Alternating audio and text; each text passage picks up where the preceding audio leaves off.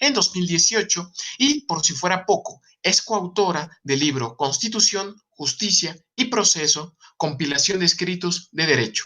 Sí, le damos la más cordial bienvenida a nuestra compañera Melanie, quien hoy tocará un tema importante titulado Impacto de los derechos humanos en la práctica de ejecuciones extrajudiciales o falsos positivos en Colombia, de acuerdo al caso Villamizar Durán y otros contra Colombia de la Corte Interamericana de Derechos Humanos. Por favor, compañera, es un gusto tenerte aquí y será un gusto escucharte durante 11 minutos. Adelante. Muchísimas gracias. Un segundo, voy a compartirles mis diapositivas.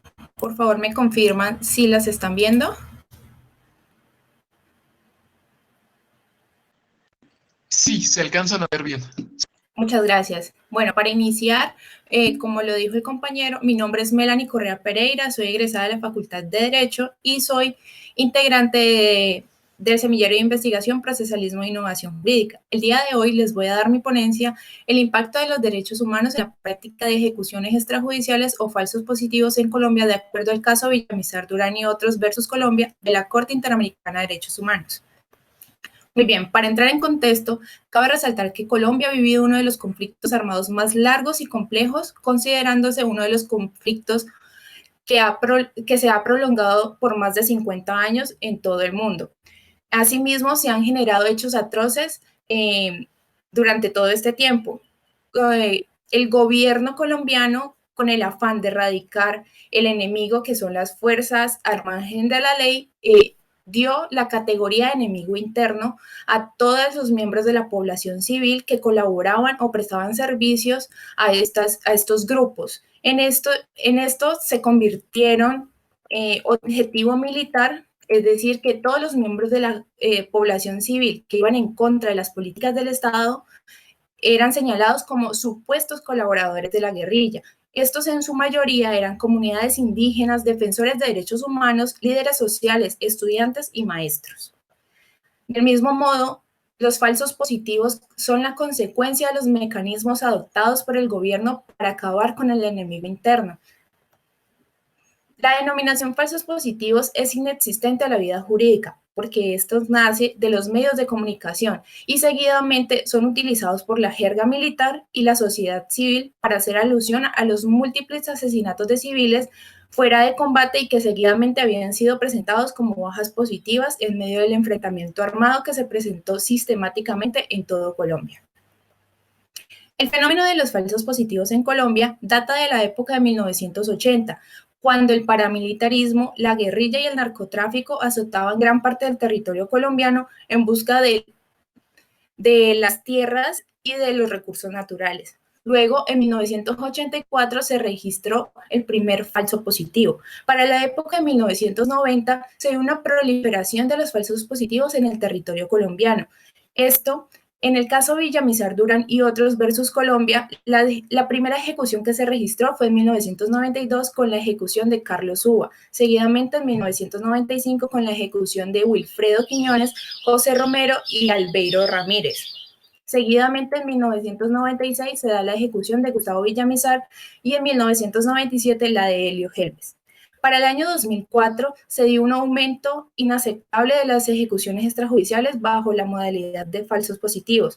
Para el año 2005 se decretó la Directiva Ministerial Permanente número 29 del 2005. En dicha directiva se daban incentivos económicos y profesionales a los miembros de las fuerzas militares para que presentaran positivos en medio de sus combates. Seguidamente, en el año 2006, se dio la popularización de la denominación falsos positivos en el territorio colombiano debido a la filtración de la Directiva Ministerial Permanente número 29 del 2005. Para el año 2008, se modificó esta directiva con la Directiva Ministerial número 02 del 2008 y en este mismo año se dio un escándalo donde se vieron involucrados miembros del Ejército Nacional por asesinar a civiles y presentarlos ante sus superiores como bajas positivas en medio del conflicto. En el año 2009 se volvió a modificar la Directiva Ministerial 02 modificándola por la 01 del 2009, estas dos últimas se encuentran bajo reserva y por ello en el año 2010 el relator especial sobre las ejecuciones extrajudiciales sumarias o arbitrarias no pudo darlas a conocer. También mostró su preocupación porque no existía un control como tal de estas directivas y asimismo dio la categoría o modus operandi de las ejecuciones ilegales de civiles manipuladas por las fuerzas de seguridad del Estado para que parezcan bajas positivas legítimas de guerrilleros o delincuentes ocurridas en combate. En el año 2012, la Corte Penal Internacional mostró su preocupación por la insuficiencia de la actividad procesal o judicial de los casos de asesinatos de civiles en Colombia. Para entender las ejecuciones extrajudiciales es necesario ir a la doctrina. Por ello, Henderson en 2006 se refiere a las ejecuciones extrajudiciales y plantea factores clave como la participación del Estado, la privación arbitraria de la vida de una o de más personas, la existencia de un patrón o modus operandi, y también señala que en situaciones de conflicto armado interno existen ejecuciones extrajudiciales selectivas, sistemáticas y generalizadas que generalmente contaban con la quiescencia del Estado. Para el caso del Estado colombiano, las ejecuciones extrajudiciales bajo el modus operandi de falsos positivos cumplen con todas las categorías que señala Henderson en el año 2006, solo que en el Estado colombiano se logró perfeccionar estas ejecuciones, teniendo una motivación, un orden, una eliminación de la evidencia que prácticamente revestían a los inocentes como bajas legítimas de guerrilleros en medio del combate. Ahora bien, ¿cuál es el impacto de los derechos humanos en la práctica de ejecuciones extrajudiciales denominadas falsos positivos, de acuerdo al caso Villamizar Durán y otros versus Colombia? Bueno, según la Comisión Interamericana de Derechos Humanos, en el segundo y tercer informe sobre la situación de derechos humanos en Colombia, se evidencia que el derecho a la vida era el más lesionado y que este se vulneraba alrededor de 78 veces por día. De la misma forma, los relatores especiales de la Organización de Naciones Unidas señalan que cada año entre 1990 y 1994 se cometieron entre 28.000 y 30.000 asesinatos, donde se le atribuyó un 69,26% al Estado colombiano. Este se divide entre el 50,28% para los miembros de las fuerzas de seguridad del Estado y un 18,98% a grupos paramilitares. En este mismo sentido, en el cuarto informe sobre la situación de los derechos humanos en Colombia desde la Comisión Interamericana de Derechos Humanos, se señala que el 60% de las víctimas de ejecuciones extrajudiciales en Colombia son personas que se encuentran en lugares vulnerables, siendo el 10,2% indígenas y el 47,4% campesinos. De igual forma, se señala que los departamentos de Antioquia, Valle del Cauca, Arauca, Casanare y Meta acumulan el 47,6% del total de las víctimas reportadas en todo el país. En este sentido, en el informe 4115 del 2015, que es el informe de fondo del caso Villamizar Durán y otros versus Colombia, se admiten todos estos hechos debido a la insuficiencia en la actividad procesal y judicial en el Estado colombiano. Y por ello, en el año 2018, la Corte Interamericana de Derechos Humanos sentó el precedente judicial en materia de ejecuciones extrajudiciales en el marco del conflicto armado colombiano, bajo el modus operandi denominado como falsos positivos, con el fallo de la sentencia Villamizar Durán y otros versus Colombia. En dicha sentencia se declaró que el Estado colombiano fue responsable de la violación al derecho a la vida, a la integridad personal, a la libertad personal, a la honra y dignidad y a las garantías judiciales. Del mismo modo, el Estado colombiano reconoció parcialmente su responsabilidad ante este tribunal solamente con las vulneraciones que van en contra de los hechos de angustia, dolor e incertidumbres que han tenido que padecer los familiares de las víctimas. En cuanto a las ejecuciones extrajudiciales, cabe resaltar que estas se enmarcan en las graves violaciones a los derechos humanos y estas, al no tener una reglamentación jurídica internacional o regional, deben analizarse desde el alcance inagotable que goza el derecho a la vida, entendiendo que este es un derecho humano fundamental y que al mismo tiempo es un prerequisito para la enajenación de los demás derechos humanos.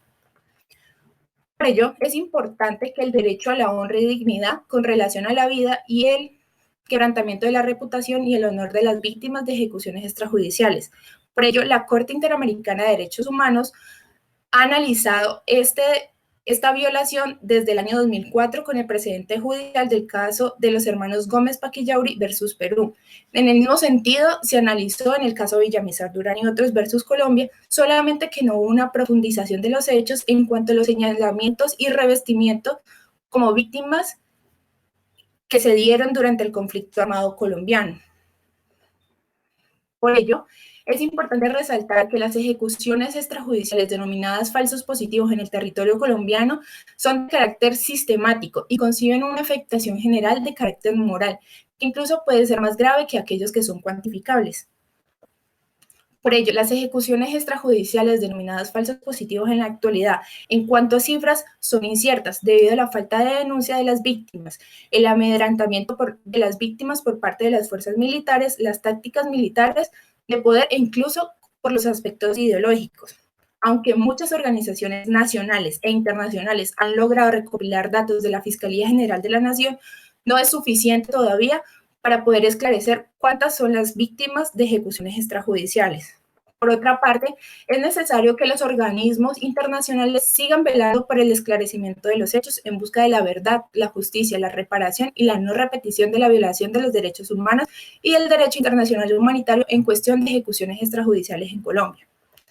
El problema, tanto en la legislación colombiana como en la legislación internacional, no existe un tipo penal exclusivo para las ejecuciones extrajudiciales. En cuanto a la legislación colombiana, todos los casos de ejecuciones extrajudiciales han sido investigados y judicializados como homicidio en persona protegida. En cuanto a la legislación internacional, se evidencia la trascendencia y algún tipo de regulación para las ejecuciones extrajudiciales, pero esos instrumentos no son suficientes para regular eficientemente las ejecuciones extrajudiciales sumarias y arbitrarias a nivel internacional. A manera de conclusión, se expone que en el territorio colombiano se sigue ejerciendo la práctica de ejecuciones extrajudiciales denominadas con el modus operandi de falsos positivos, destacando que el derecho a la vida es el más vulnerado. A pesar del esfuerzo y con la colaboración de la Jurisdicción Especial para la Paz, en pro de esclarecer todos los hechos ocurridos durante el conflicto armado interno colombiano, esto no es suficiente, debido a que muchas de las víctimas aún temen denunciar o acudir ante las autoridades, lo que refleja una falta de credibilidad hacia los agentes del Estado. Asimismo, se destaca que el precedente judicial, en el caso Villamizar Durán y otros versus Colombia de la Corte Interamericana de Derechos Humanos, es de gran relevancia, puesto que este demarca el inicio del reconocimiento internacional de los hechos atroces que han sido perpetuados en el Estado colombiano o con aquiescencia del mismo. Muchísimas gracias.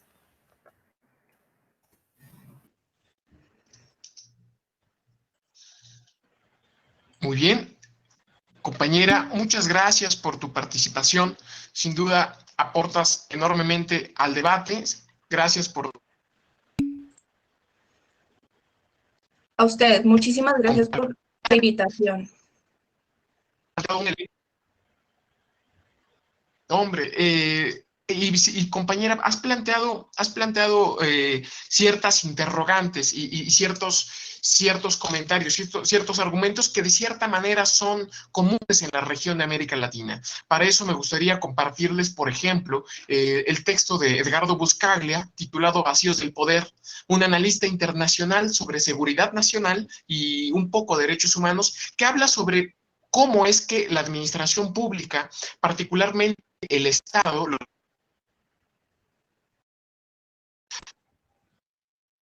en el desarrollo de sus funciones estatales, pues el crimen organizado va tomando esos espacios y que se necesita ciertas políticas públicas en particular para combatir ese tipo de violaciones sistemáticas de derechos humanos. Es todo un tema, Melanie. Muchas gracias. Ahora vamos con nuestro compañero Saúl Vargas Figueroa, quien nos va a hablar de un tema también muy importante, que él titula Potestad tributaria del Estado, una perspectiva de los derechos humanos, ¿sí? Y bueno, nuestro compañero Saúl ya nos acompañó